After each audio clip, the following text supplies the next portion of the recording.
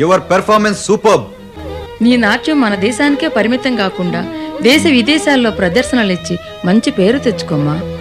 మీ మావయ్య చెప్పినట్టు నువ్వు తప్పకుండా అమెరికా వెళ్ళాలమ్మా. ఈ అవకాశం కాదనకమ్మా. అను.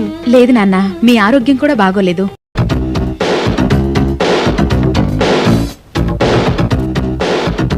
బాగుంది.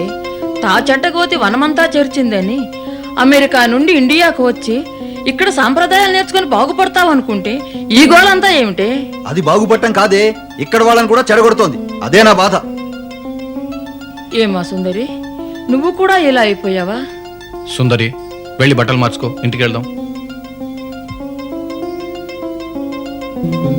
ఊరుకోండి సార్, తెలుసో తెలియకో చేసిందంటే నచ్చ చెప్పాలి కానీ మరీ ఇలా. ఏమిటయ్యా చెప్పేది? అబ్బబ్బా, నేను నచ్చ చెబుతా గాని మీరు లోపలికి వెళ్ళండి. చూడు చైతన్య, నీకు తెలియందేముంది, ఒకగానొక కూతురు కదా అని గారాబం చేస్తే ఇది ఇలా తయారైంది. అమెరికా నుండి ఇండియాకు పిలిపించాము. ఇక్కడ పిల్లలను చూస్తే కనీసం ఇక్కడ పద్ధతులు నేర్చుకుంటుంది అనుకుంటే ఆ సుందరిని కూడా ఇలా తయారు చేసింది. చూస్తూ ఎలా ఊరుకోమంటావయ్యా? తెలిసే చేశాను. Yes, I did it because I love it. I'm my own person. I'm not a doll put here to behave as you like. Sundari, I'm leaving for the US today. మళ్ళీ ఏమైందే నీకు? I'm sick of my parents' attitude, so I'm leaving tonight. ఏమే సుందరి, సినిమాకు వెళ్తానని ఇక్కడున్నారేమిటి?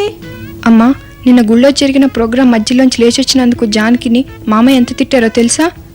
అందుకే తను అమెరికాకు వెళ్ళిపోతానంటుంది. నిజమేనే అమ్మా, అక్కడైతే దొరల మధ్య దొరసాల్లాగా ఉండొచ్చు.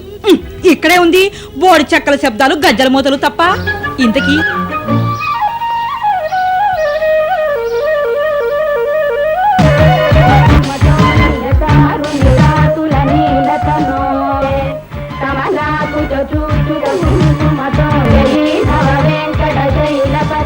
ఏ రాంబాబు, ఏమిటది? ఏం చేస్తున్నా?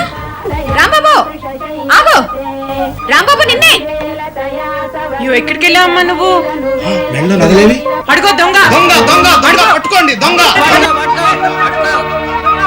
ఏమైంది? ఎవరమ్మా మీరు? మా అన్నయ్యండి. చెప్పు తల్లి, చెప్పమ్మా. ఇప్పటికి గానీ నీ కడుపు మంట చల్లారలేదనమాట. అమ్మా, అసలు ఏం జరిగిందంటే, ఏం జరిగినా సరే కానీ ఒక్కటి మాత్రం నిజం, నువ్వు ఈ ఇంట్లో అడుగు పెట్టినప్పటి నుంచి మాకన్నీ అరుస్తాలే. అమ్మా, అన్నయ్య పాప నగలు దొంగిలించాడమ్మా. నోర్మయ్యవే. అమ్మ, అక్క చెప్పి నిజమేమో. నాన్న వచ్చే వరకు ఊరుకో. నువ్వు ఊరుకోవే, నీకేం తెలీదు.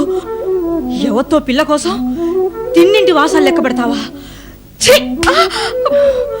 అసలు నీ మొహం చూస్తేనే దరిద్రం చుట్టుకుంటుంది. పోవే. ఏంటమ్మా అక్కయ్య అలా కొడుతున్నావు? నువ్వు నోర్మయ్యవే.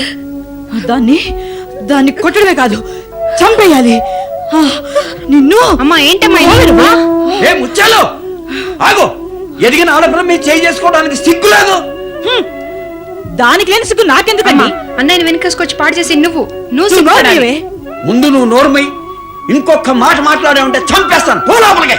రేపు తెల్లారే లోపు ఈ ఇంట్లో అదైనా ఉండాలి, లేకపోతే నేనైనా ఉండాలి.